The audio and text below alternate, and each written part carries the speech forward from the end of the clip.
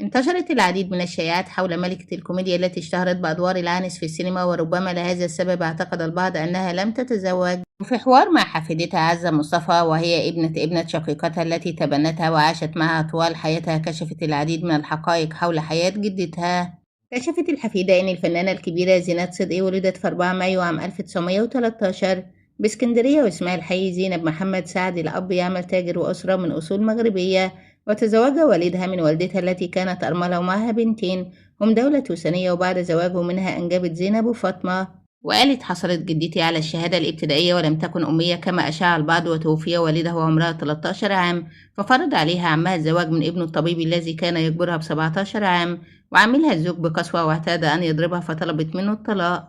وبعد أن شقت زينات صدقي طريقها الفني وأصبحت نجمة في فرقة نجيب الريحاني، تعرفت على حب عمرها وهو أحد الضباط الأحرار في الصفوف الأولى. اعتاد أن يجلس ليراها وأن يرسل لها يوميا ورد، وكان ضابط والده عمدة بالصعيد. وتحدث مع الريحاني عن إعجابه بزينات صدقي، ولكن الريحاني قال له: زينات زي القطر ومش بتاعي الطرق ملتوية. تحدث مع هذا الضابط وقال لها: يا ريت تعزميني على فنجان قهوة في البيت، فعنفته مؤكدة أنها لا تستقبل رجالا في بيتها. فقال لها: أقصد اعزميني في اليوم اللي بتعزمي فيه الفرقة. وبالفعل ذهب مع أفراد الفرقة في اليوم الذي اعتادت أن تدعوهم فيه لتناول الطعام، وبعدها طلبها للزواج.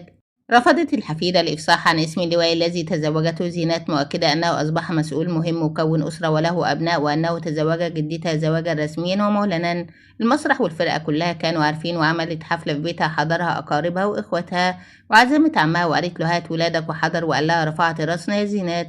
وقالت إخوات زوجها ووالدته عرفوا بزواجه بعد 9 سنوات، بعد ما عرضت عليه والدته الزواج، لكن والده لم يكن يعلم. وقالت: جدتي حملت من زوجها اللواء ولكنها أجهضت نفسها، وقالت لزوجها: مش هيكون لي ابن منك إلا بعد علم والدك. ظلت زينات صدقي متزوجة من الضابط لمدة 14 عام، وقالت: كان حب عمرها وكان بيعشقها، ووالدتي كانت بتناديه بابا. ولكن في أحد الأيام طلب من جدتي أن تترك الفن وترسل والدتها إلى شقيقتها فاطمة أو إلى دار مسنين، وقال لها إنه سيتحمل نفقتها على أن تظل والدتي نادرة معهم. وكان رد فعل زينات صدقي على اللي قاله زوجها: قالت له: إيه ما سمعتش، سمعني تاني. ثم ضربته بالتليفون على راسه، فقال لها: أنت طالق. تؤكد عزة مصطفى أن زينات صدقي حزنت حزنا شديدا بعد الطلاق، لأنها كانت بتحب زوجها ولكنها أصرت على عدم العودة إليه رغم محاولاته. وكشفت الحفيدة إن جمال عبد الناصر حاول التدخل للصلح بين زينات صدقي وزوجها. اتصل بيها عبد الناصر وقال لها: مستعد أصالحكم. فقالت له: ده أناني. قال لي: سيبي شغلك وارمي أمك. فقال لها الرئيس عبد الناصر: خلاص، اعتبري إني لم أحدثك في هذا الموضوع، وإلى اللقاء. لا تنسوا الاشتراك والشير والإعجاب.